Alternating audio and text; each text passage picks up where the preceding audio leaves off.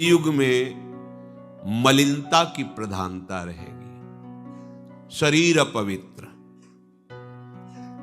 शरीर को सजाने में प्रियता है, लेकिन पवित्रता क्या है ये ज्ञान नहीं है। शौचाचार की पवित्रता का बिल्कुल ज्ञान नहीं, बस सजाने की प्रियता है। बाहर से चिकना दिखना चाहिए, लेकिन वो पवित्र है कि नहीं उसको ज्ञान नहीं है। बिल्कुल पता ही नहीं शौचाचार का, पशुवत आचरण है। देखने को मिलते हैं खड़े खड़े लघु शंका कर रहे हैं, मुंह में बीड़ी, ऐसे वही जनेंद्री को छुआ ऐसे कर, ना हाथ धोना, ना आचमन करना, ना पैर धोना, बिल्कुल पशुता का आचरण है। भला पवित्र शरीर है तो मन तुम्हारा पवित्र कैसे हो सकता है? तुम्हारे आचरण अपवित्र है, तुम्हारा शरीर पवित्र है।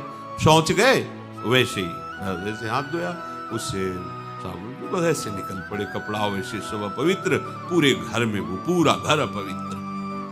तो समझते हैं हम बहुत स्वच्छ, बहुत वीआईपी है। वीआईपी का मतलब बहुत अपवित्र हैं, उनको ये ज्ञान नहीं। और एक रंग चढ़ा है नए समय में, जूता मोजा पहनकर भोजन पा रहे हैं। देखो कैसी, अरे साधारण आदमी जिसको कोई शास्त्र से मतलब नहीं, किसान आदमी जो हाथ पैर धो करके पीढ़ा पे बैठ करके भोजन पाने जाए, इतनी पवित्रता तो हमने गांव में देखी है। बिल्कुल शास्त्र नहीं जानते, कुछ नहीं, पर भोजन पाना है तो हाथ पैर धोए और लकड़ी के पीढ़ा में बैठ के और जय भगवान हाथ जोड़ करके जमीन पर बैठ के भोजन पाए। आज चाहे वो चमड़े का जूता हो, चाहे ध्यान रखना, चमड़े की बेल्ट पहनने वाला और चमड़े के जूता पहनने वाले को गौ हत्या का पाप लगता है। अगर वो इन पशुओं से जो चमड़े निकाल कर निर्माण किया जाता है, जूता बेल्ट आदि, ये जो गृहस्थी जन इनका प्रयोग करते हैं तो उसे गौ हत्या का दंड मिलता है, क्योंकि आप पहनते हैं, उसमें आप सहयोगी हुए, आप उसको प्रोत्साहन बढ़ा रहे हैं गौ हत्या का। ये अब वही सब पहने, वही शौच में कपड़े पहने हैं, वही भोजन में कपड़े पहने हैं, साधना होगी, पवित्रता ही नहीं जानते हैं। लघु शंका करने के बाद यदि आपने जनेंद्री का प्रक्षालन नहीं किया, हाथ नहीं धोया, चरण नहीं धोए, आचमन नहीं किया, तो आप तो अपवित्र हैं। अरे लघु शंका की क्या है, शौच होने के बाद नहीं, विचार बिल्कुल शून्य हो गया है, बस शरीर आराम, पशु की तरह शरीर आराम। क्या शरीर आराम रहेगा?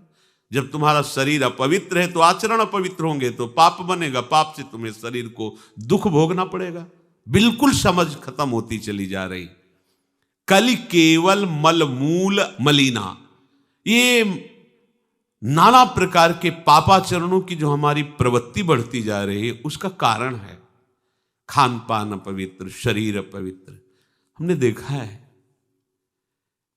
वो आपको मजाक सा लगेगा, भोजन पाने के समय घर के जितने भी वयस्क जन होते थे, जब कच्चा भोजन पाया जाता था तो ऊपर के वस्त्र उतार देते थे, एक धोती नीचे पहने हुए ऐसे पाते देखा। बाद में विचार कितनी पवित्रता, क्योंकि वो कपड़े पहनकर बाहर कार्यों और ऐसे जल लेकर के ऐसे आचमन कर हाथ जोड़कर थोड़ी देर, किसान आदमी, वो कोई साधु महात्मा नहीं, कोई वैष्णव नहीं, किसान आदमी की बात कर रहे हैं।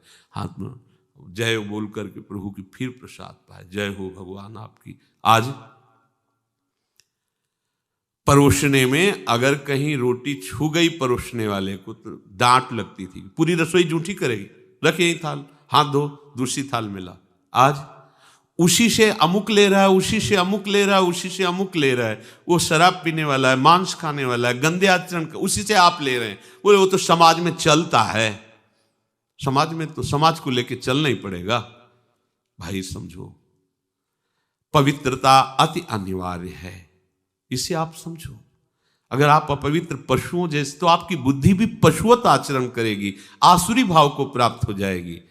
पवित्रता शरीर की आपको एक फल देगी कि आपका मन पवित्र होने लगेगा, क्योंकि शरीर से आसक्त मन है और मन से आसक्त आप हो। जहां आपका मन पवित्र, अच्छे विचार, अच्छा मार्ग, अच्छा निर्णय बुद्धि करेगी, आपको आनंद मिलने लगेगा। ऐसे नहीं है कि आप जैसे पशुवत आचरण करें। बड़ी अपवित्रता बढ़ रही, अपवित्रता को तो कोई समझ ही नहीं रहा इस विषय को। कैसे कैसे हमको तो ऐसा भी किन्होंने बताया कि कहीं कहीं ऐसा भी है कि शौच में पानी का ही प्रयोग नहीं होता हो है। हाँ, टिश्यू पेपर कह रहे हो।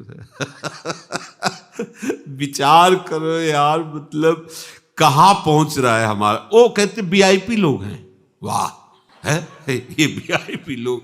अरे बिना जल के कैसे प्रक्षालन हो जाएगा, कैसे आप पवित्र, कैसे? पर पवित्र होना किसको चाहिए, वो तो पशुवत आचरण है। कलि केवल मलमूल मलिना, पाप पयोनिधि जन मन मीना। जैसे मछली जल में ही केली करती है, ऐसे कलियुगी प्राणी का मन पाप में ही केली करना चाहता है। अपवित्र विचार, कैसी कैसी मलिनताएं बढ़ती चली जा रही। रसोई अभी बनकर तैयार नहीं हुई और ऐसे सो खड़े खड़े वही रसोई, क्या पछता है। अरे एक बार बन जाए उसे थाल में लगाओ। हम नहीं कहते तुम भगवान का भोग लगाओ जाके, नहीं वैष्णव हो, नहीं भजन कर, कम से कम थोड़ी तो पवित्रता। एक बार थाल लग जाए, हाथ जोड़ो, अन्न को ही प्रणाम करो। अन्न ब्रह्म, उपनिषद में आता है, ये अन्न ब्रह्म है, उसे प्रणाम करो। वह हमारे जीवन को पुष्ट करता है, हमें भगवत भाव। हाथ जोड़कर कहाँ हाथ जोड़े, वो तो जूता पहने वैसे ही सब, कोई खड़े खड़े खा रहा है, कोई मतलब ये हो क्या रहा है।